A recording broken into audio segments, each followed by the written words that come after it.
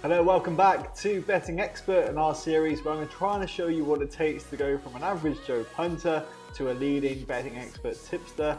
But yeah, let's see how we get on. The last video I posted, by the way, it didn't go to plan. The hot streak is basically done. We had 5 tips and only 1 winner last week. But we did actually cash in the tips of the month standings for June, so that was pretty good going. We're going to try and build on that for July. Now, after looking at my tips for the last video, so you can see here with the 4 losers and only 1 winner, I did try and take a look at maybe why that happened. With Roma losing, that was a bit of an upset, and also Tottenham. But I did notice that these two, with Liverpool to beat City and Napoli to beat Atalanta, the odds were a lot higher than usual. And it got me thinking about maybe what I'm doing compared to some of our elite tipsters. So if you just take a look at my average stake is 9.33 and average odds 3.27 in decimal. Move over to what Trollman Shah, our leading tipster and World Tipster Championship winner for 2020, congrats to him.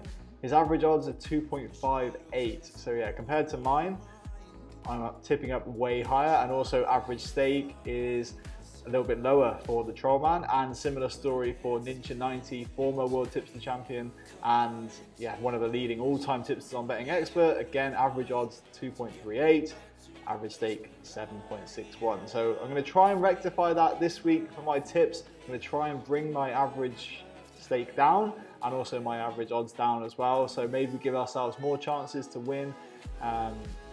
Yeah, I've been quite lucky. Our win rate is looking quite good. But I feel like this is a lesson to be learned from those top tipsters. Just try and bring my average odds down a little bit, so you're taking less risks, and obviously bring my stake down a little bit as well. Anyway, I've got 5 predictions for today's football, so I'm going to stick with the football. I'm going to start off with a game between Tottenham and Everton in the Premier League, where here Tottenham lost for us last time out, surprisingly against Sheffield United, and Everton have looked actually pretty good since the restart. Here it's going to be hard for me to predict a winner. I do favour Tottenham. Home advantage should be key in this one. But looking back at the history, there's actually been 6 out of the last 7 meetings between these two, I think it is, have produced over 2.5 goals. So I'm going to expect the same to happen tonight. So that's where I'm going to look at posting my pick. So I'm going to go for over 2.5 at even money in the game between Spurs and Everton.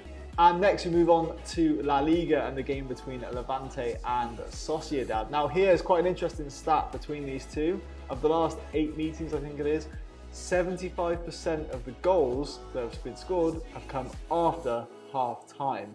And also if you look at recent matches as well involving Sociedad, they've scored after the 85th minute in 3 of their last 6 games in La Liga. So here, I do expect the teams to be pretty close.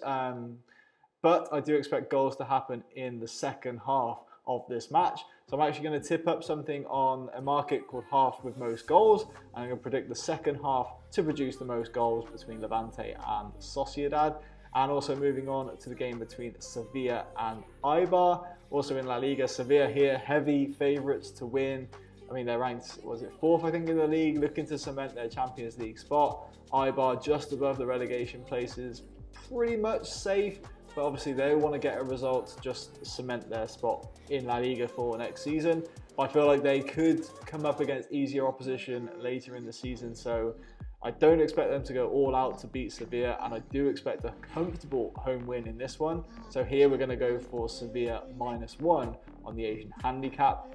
And moving on to our next game is in the Segunda division, so the second league in Spain, where Sporting Gijon take on Girona. And here, this one, it's going to be a pretty close game, I feel like. Basically, the last 10 head-to-head meetings between these two have produced under 2.5 goals. And neither team are doing particularly well in front of goal against other opposition either. So I'm expecting a pretty similar result here. So we're going to look at under 2.5 goals is the prediction in this one.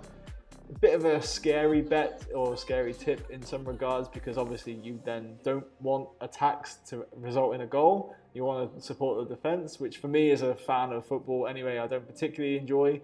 But I feel like the trends need to be looked at, and under 2.5 goals looks to be the safe bet in that one.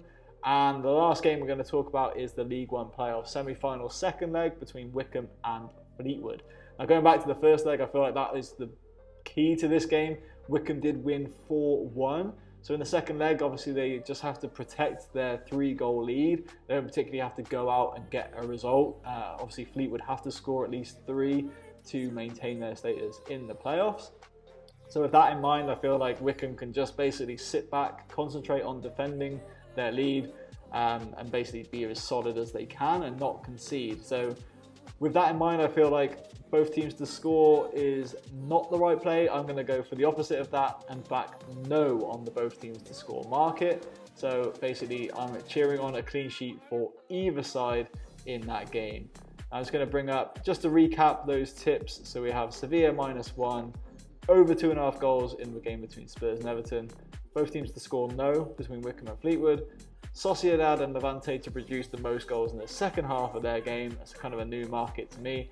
And also Gijon versus Girona under 2.5 goals in Segunda Division in Spain. But what do you make of today's tips? Let me know in the comments below. And if you do place a bet, as always, please do gamble responsibly.